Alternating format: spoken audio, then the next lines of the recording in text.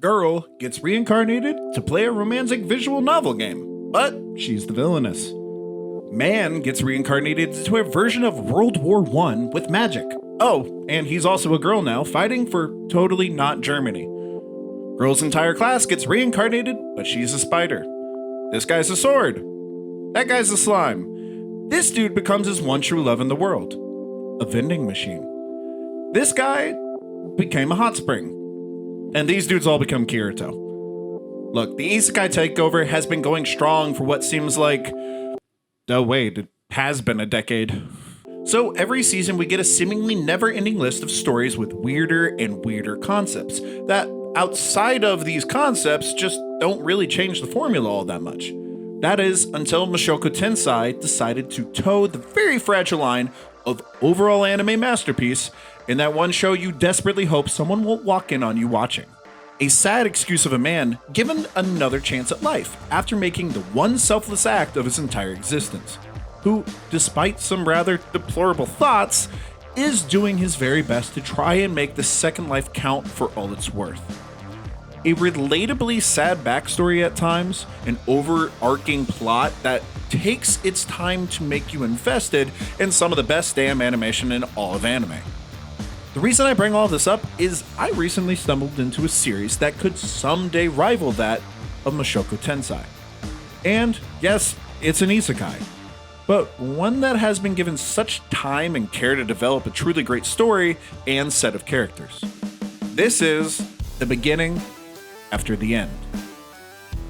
What's unique about the story is it follows a king known as Gray in a dystopian futuristic Earth, where anyone can obtain power through dedication, hard work, and who am I kidding? He killed and trampled over a load of people to get the position he wanted.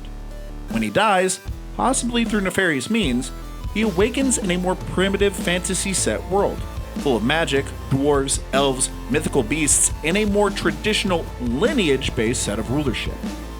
The now reborn Arthur Lewin, or Art, grows at a seemingly impossible, insane rate, thanks to his innate knowledge and skills from his previous life. And up to this point, you might be thinking, well, Summers, this is a story I've seen before. To which I say, sure, but I don't think it's ever been done this well. Art's tale progresses very slowly, as in still having the body of a young child or teen for a majority of the story kind of slow. Which, let's talk about that for a second because it brings up a very welcome change compared to the previously mentioned Mushoku Tensei.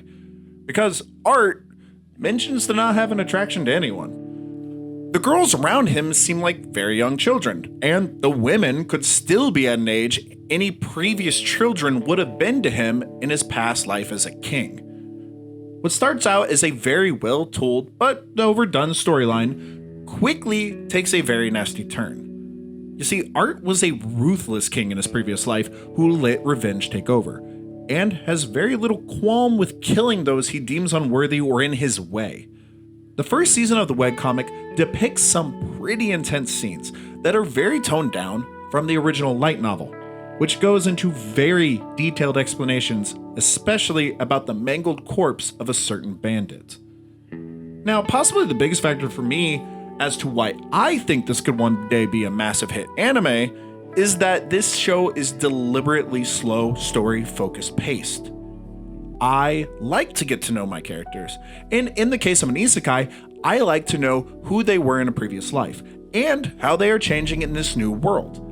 Seeing someone's story from rebirth all the way through is a fascinating experience, and while Art is seemingly overpowered, especially for his age, the author has no problem quickly humbling him and our expectations.